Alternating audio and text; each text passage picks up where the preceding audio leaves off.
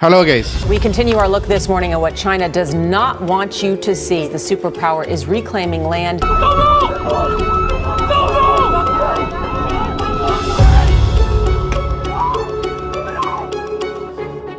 That is, I think, very, very close to what we define as an act of war. இதுதான் south China C, மிகப்பெரிய geopolitical tension இருக்கும் ஒரு பகுதி. இதுக்கு காரணம் இந்த முழு பகுதியையும் சீனா தன்னோட கட்டுப்பாட்டுல வைக்க முயற்சி பண்ணிக்கிட்டு இருக்கு. தென் சீன கடல் சுமார் 3.5 மில்லியன் சதுர கிலோமீட்டர் பரப்பளவை கொண்டது. இது சிங்கப்பூர்ல இருந்து தாய்வான் ஸ்ட்ரெயிட் வரைக்கும் பரவி இருக்கு. அதனாலதான் Malaysia, Vietnam, Philippines, Brunei, Taiwan, தென்கொரியா மற்றும் ஜப்பான் போன்ற நாடுகள் சீனாவின் இந்த செயல்கள்னால ரொம்ப கோபத்துல இருக்காங்க. பசிபிக் பெருங்கடல்ல நடக்கும் 80% கடல் வர்த்தகம் இந்த வழியா தான் போகுது. மற்றும் சீனா இந்த முழு பகுதியிலையும் தன்னோட ராணுவ தளங்களை ரொம்ப ஆக்ரோஷமா உருவாக்கிக்கிட்டு வருது. அதே சமயம் மறுபுறம் அமெரிக்காவும் சீனாவை சுத்தி தன்னோட ராணுவ தளங்களின் நெட்வொர்க்கை உருவாக்கி வச்சிருக்கு. இதுக்கு அப்புறம் தான் இந்த முழு பகுதியிலையும் ஜியோபொலிட்டிக்கல் டென்ஷன் ரொம்ப தீவிரமடைஞ்சிருக்கு. மற்றும் பல நிபுணர்கள் தென் சீன கடல் பகுதியில இருந்துதான் 3ஆம் உலக போர் தொடங்கும்னு சொல்றாங்க. அப்படி தென் சீன கடல் ஏன் ரொம்ப முக்கியமானது? சீனா எதுக்காக இந்த முழு பகுதியையும் கட்டுப்படுத்த விரும்புதுன்னு இன்னைக்கு வீடியோல பார்ப்போம். உலகின் மிக சர்ச்சைக்குரிய சவுத் சைனா சீக்கு போவோம் வாங்க.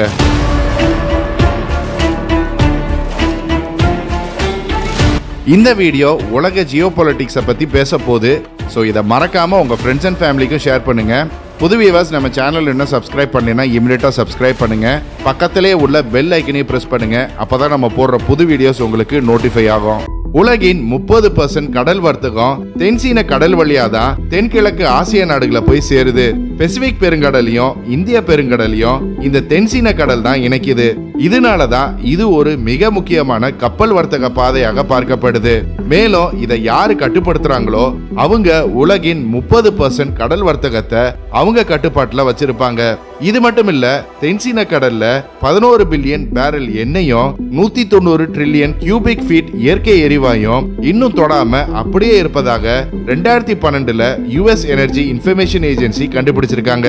அப்படின்னா இந்த தென்சீன கடல் யாருக்கு சொந்தமோ அவங்களுக்கு இந்த இயற்கை வளங்களும் சொந்தமாகும். இன்னைக்கு நிலவரப்படி 5 நாடுகள் தென்சீன கடலின் வெவ்வேறு பகுதிகளை உரிமை கொண்டாடுறாங்க. இவங்க உரிமை கொண்டாடுறது யுனைடெட் நேஷன்ஸின் லா ஆஃப் தி சீஸ்ங்கிற சட்டம்படி தான். இந்த சட்டத்தின்படி ஒவ்வொரு நாட்டின் கடற்கரையில இருந்து 370.4 கிலோமீட்டர் வரையிலான பகுதி ஒரு எக்ஸ்க்ளூசிவ் எக்கனாமிக் ஜோனாக சொல்லப்படுது. இத EEZன்னு ஷார்ட்டா சொல்லுவாங்க. இதுக்கு அர்த்தம் என்னன்னா, இந்த EEZ பகுதியில இருக்கும் இயற்கை வளங்கள் மற்றும் அந்த வழியா செல்லும் வர்த்தக பாதையும் அந்த நாட்டுக்கு சொந்தம். உதாரணத்துக்கு வியட்நாமோட கடற்கரையில இருந்து 370.4 கிலோமீட்டர் தொலைவுல கடலுக்குள்ள இருக்கும் பகுதியில எண்ணெய் கண்டுபிடிக்கப்பட்டா அது வியட்நாம் நாட்டுக்கு தான் சொந்தம். அதே போல EEZ இல்லாத எந்த கடலின் பகுதியும் இன்டர்நேஷனல் வாட்டர்ஸ், அதாவது சர்வதேச பகுதியாக சொல்லப்படுது. அப்படின்னா இந்த இன்டர்நேஷனல் வாட்டர்ஸ்ல யுனைடெட் நேஷன்ஸின் மேரிடைம் லாவின் படி எல்லா நாட்டுக்கும் அந்த பகுதி மேல உரிமை இருக்கும். இப்போ இந்த தென்சீன கடல்ல இங்க இருக்கும் எல்லா நாடுகளும் யுனைடெட் நேஷன்ஸின் சட்டம்படி அவங்க EEZ சொந்த பகுதியா சொல்றாங்க, சீனாவை தவிர. சீனாவின் கூற்றுப்படி வரலாறு ரீதியா தென்சீன கடல் மேல அவங்களுக்கு தான் உரிமை இருக்குன்னு சொல்றாங்க. அதாவது 2ஆம் உலக போர்ல ஜப்பான் தோத்து போனதுக்கு அப்புறம் சீனா இந்த வாய்ப்பை பயன்படுத்திக்கிட்டு இந்த 9 கோட்டை வரைஞ்சது. இதன்படி சீன கடலின் 90% பகுதி தனக்கு சொந்தமான பகுதின்னு சொல்லிக்கிட்டு வருது. இதுக்கு முன்னாடி இந்த பகுதிகள் எல்லாம் ஜப்பானின் கட்டுப்பாட்டுல இருந்தது.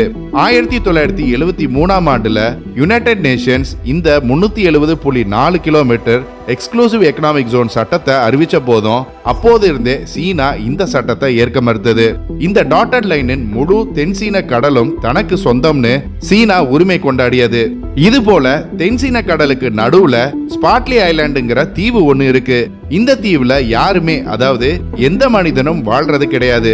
ஆனாலும் சீனா, வியட்நாம், பிலிப்பீன்ஸ், மலேசியா ஆகிய நாடுகள் இந்த தீவு அவங்களுடையதுன்னு உரிமை கொண்டாடுறாங்க. ஏன்னா இந்த தீவு எந்த நாட்டுக்கு சொந்தமோ தூரமோ அந்த நாட்டின் எக்ஸ்க்ளூசிவ் எக்கனாமிக் ஜோன் தானாவே அதிகரிக்கும். அதனாலதான் இந்த தீவுகள்ல சீனா தன்னோட ராணுவ தளங்களை கட்டிக்கிட்டு வருது மற்றும் இங்கதான் அமெரிக்கா நுழையுது. தென்சீன கடல்ல அமெரிக்காவுக்கு எந்த உரிமையோ இல்ல ஈடுபாடோ கிடையாது. அமெரிக்கா ஒரு உலக வல்லரசுங்கிறதுனால சீனாவின் வளர்ச்சி அதுக்கு பெரிய அச்சுறுத்தலா இருக்கு. சீனாவின் வளர்ந்து வரும் ராணுவ பிரசன்ஸை தடுக்க தான் அமெரிக்கா சீனாவை சுத்தி தன்னோட ராணுவ தளத்தை உருவாக்கிக்கிட்டு வருது. இதனால சீனாவின் ராணுவ வளர்ச்சியை தடுத்து நிறுத்த முடியும்னு அமெரிக்காவின் இந்த ராணுவ பெல்ட் ஜப்பான்ல இருக்கும் ஒகினவாங்கிற நகரத்துல இருந்து தொடங்குது. இங்க மட்டும் அமெரிக்காவின் 38 ராணுவ தளங்கள் இருக்கு. ஜப்பானின் மியாகோ மற்றும் யோனாகுனி தீவுகளிலும் அமெரிக்காவின் ராணுவ தளங்கள் இருக்கு. ஜப்பான்ல மட்டும் மொத்தம் 53,713 அமெரிக்க ராணுவ வீரர்கள் இருக்காங்க. அடுத்த பாயிண்ட் தாய்வான். இங்க அமெரிக்காவின் சுமார் 200 ராணுவ வீரர்கள் இருக்காங்க. 1958ஆம் ஆண்டு, அதாவது 66 ஆண்டுகளுக்கு முன்னாடி தாய்வான்ல 20,000 அமெரிக்க வீரர்கள் இருந்தாங்க. மற்றும் அமெரிக்காவும் இங்க அவங்களுடைய நியூக்ளியர் ஆயுதங்களை இன்ஸ்டால் பண்ணி வச்சிருந்தாங்க. ஆனா அமெரிக்கா 1970 போல இந்த நியூக்ளியர் ஆயுதங்களை அகற்றி அவங்க ராணுவ வீரர்களையும் திரும்பி கூப்பிட்டுக்கிட்டாங்க. ஏன்னா சீனாவுக்கும் தாய்வானுக்கும் இடையில உள்ள தூரம் வெறும் 180 கிலோமீட்டர் மட்டுமேங்கிறதுனால அமெரிக்கா மிக நெருக்கமா இருக்குன்னு சொல்லி சீனா அவங்க வருத்தத்தை தெரிவிச்சாங்க. தாய்வானுக்கு அடுத்த பாயிண்ட் பிலிப்பீன்ஸ். இங்க பாலவன் தீவுல அமெரிக்காவின் விமான தளம் இருக்கு. இதுல 2000 அமெரிக்க வீரர்கள் இருக்காங்க. இதே போல பிலிப்பீன்ஸின் லூசான் தீவுல கிளார்க் ஏர்பேஸ் இருக்கு. இங்க சுமார் 1000 அமெரிக்க வீரர்கள் இருக்காங்க. அதே மாதிரி மேப்ல நீங்க பார்க்கும் இந்த சுலுவுல சுமார் 500 அமெரிக்க வீரர்கள் மற்றும் அமெரிக்காவின் ஆன்டி ஏர்கிராஃப்ட் சிஸ்டமும் இன்ஸ்டால் பண்ணப்பட்டிருக்கு. ஏன்னா சீன கப்பல்களை இடைமறிக்கிறதுக்காக இது இன்ஸ்டால் பண்ணப்பட்டிருக்கு. இறுதியா வியட்நாம்ல இருக்கும் தானாங்குங்கிற ஊர்ல அமெரிக்காவின் ஏர்பேஸ் இருக்கு. இங்க சுமார் 500 அமெரிக்க வீரர்கள் இருக்காங்க. அமெரிக்காவுக்கும் வியட்நாமுக்கும் இடையில சில ஒப்பந்தங்களும் இருக்கு. அதன்படி ஏதாவது போர் ஏற்பட்டா வியட்நாமின் விமான நிலையத்தை அமெரிக்கா பயன்படுத்தலாம்னு ஒப்பந்தம் செய்யப்பட்டிருக்கு. இந்த கதை இன்னும் முடியல. சீனாவை திணறடிக்கும் இந்த ஸ்ட்ராட்டஜில ஆஸ்திரேலியா இன்னொரு பெரிய பார்ட்டிசிபென்ட். அமெரிக்கா, இங்கிலாந்து மற்றும் ஆஸ்திரேலியாவுக்கு இடையில ஒரு ராணுவ ஒப்பந்தம் இருக்கு. இது ஆக்கஸ்னு அழைக்கப்படுது. இந்த ஒப்பந்தத்தின்படி இந்த 3 நாடுகளும் இணைஞ்சு நீர்மூழ்கி கப்பல் படையை உருவாக்கி இருக்காங்க. இதனால பசிபிக் பெருங்கடலை முழுசாவும் கண்காணிக்க முடியும்னு. அமெரிக்காவும் இங்கிலாந்தும் சேர்ந்து ஆஸ்திரேலியாவின் பெர்த்ல ஒரு துறைமுகத்தை ராணுவ தளமாக வச்சிருக்காங்க. இங்கதான் இவங்க எல்லோருடைய கடற்படை வீரர்களுக்கும் பயிற்சி அளிக்கப்படுது. இதுவே சீனாவின் பார்வையிலிருந்து பார்த்தா அமெரிக்காவின் இந்த ஸ்ட்ராட்டஜி ரொம்ப ஆக்ரோஷமானதாக சொல்றாங்க. ஏன்னா சீனாவின் எல்லா வர்த்தகமும் இந்த 14,000 கிலோமீட்டர் நீளமுள்ள கிழக்கு கடற்கரை கோடு வழியா தான் நடைபெறுது. ஆனா இந்த வர்த்தக பாதை அமெரிக்க ராணுவ தளங்கள்னால சூழப்பட்டிருக்கு. சீனாவின் வர்த்தகம் இந்த 3 ஸ்டேட்டுகளை கடந்து தெற்கு ஆசியா, மிடில் ஈஸ்ட், ஆப்பிரிக்கா மற்றும் ஐரோப்பாவை போய் சேருது. அதாவது முதல் ஸ்டேட் சிங்கப்பூர், மலேசியா மற்றும் இந்தோனேஷியாவுக்கு நடுவுல போகும் தி ஸ்ட்ரெய்ட் ஆஃப் மலாக்கா. ரெண்டாவதா இந்தோனேஷியாவின் ஜாவா மற்றும் சுமத்ரா தீவுகளுக்கு இடையில போகும் சண்டா ஸ்ட்ரெய்ட். மூணாவது இந்தோனேஷியாவின் இன்னொரு 2 தீவுகளுக்கு நடுவுல போகும் லொம்பாக் ஸ்ட்ரெய்ட். இந்த 3 ஸ்டேட்டுகளுமே அமெரிக்காவின் நட்பு நாடுகளுக்கு நடுவுல இருக்கிறதுனால இந்த பாதையை யாராவது வழிமறிச்சா இது சீனாவின் பொருளாதாரத்தை சில வாரங்களையே சரிச்சிடும். இதனாலதான் சீனா சில ஆண்டுகளாவே இந்த தென்சீன கடலை கைப்பற்ற ரொம்ப தீவிரமா முயற்சி பண்ணிக்கிட்டு வருது. இன்னைக்கு சீனாவின் கடற்படை தான் உலகின் 2வது பெரிய கடற்படை. 2022ஆம் ஆண்டின் ரிப்போர்ட்டின் படி அமெரிக்கா தன்னோட ராணுவத்துக்காக $877 பில்லியன் செலவு பண்ணிருக்கு. அதே ஆண்டுல சீனா தன்னோட ராணுவத்துக்கு $300 பில்லியன் செலவு பண்ணிருக்கு. இதுவே 1990ஆம் ஆண்டு போல சீனாவின் ராணுவ செலவு வெறும் $9 பில்லியன் மட்டுமே இருந்தது. சீனா தன்னோட வர்த்தக பாதைகளை சுத்தமா வைக்க தன்னோட கடற்படையை பயன்படுத்துது. சீனாவின் பொருளாதாரம் மற்றும் வளங்களும் வேகமா வளர்ந்துகிட்டு வருது. இந்த கிராஃபை பார்த்தா சீனா எப்படி அமெரிக்காவை கொஞ்ச வருஷங்கள்ல கடந்து உலகின் மிகப்பெரிய பொருளாதாரமா மாறப்போகுதுன்னு தெளிவா தெரியும்.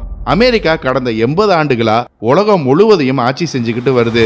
ஆனா மனித வரலாற்றுல எப்பவுமே நடக்கிற ஒரு விஷயம் என்னன்னா, எந்த ஒரு பேரரசும் உச்சத்தை அடைஞ்சதுக்கு அப்புறம் வீழ்ச்சி அடையும். அந்த உச்சத்தை வேறு ஒரு பேரரசு பிடிக்கும். இதை சரியா சொல்லணும்னா அமெரிக்காவின் இடத்தை விரைவில் சீனா எடுக்க போகுது. ஆனா சீனா அந்த இடத்துக்கு வர்றத தன்னால முடிஞ்ச வரைக்கும் அமெரிக்கா தடுக்க முயற்சிக்கும்.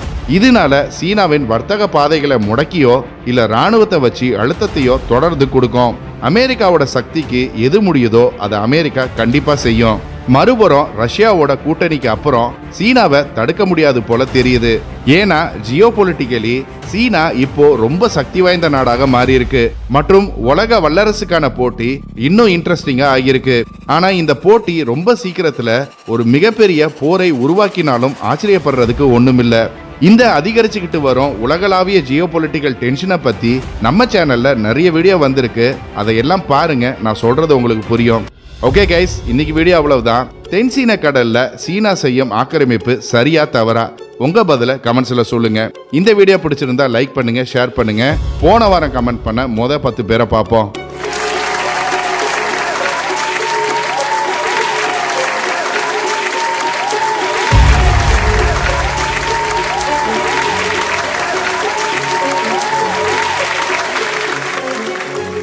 இன்னும் ஒரு இன்ட்ரெஸ்டிங்கான வீடியோவில் சந்திப்போம். மறக்காம நம்ம சேனலை சப்ஸ்கிரைப் பண்ணி உங்க ஆதரவு கொடுங்க.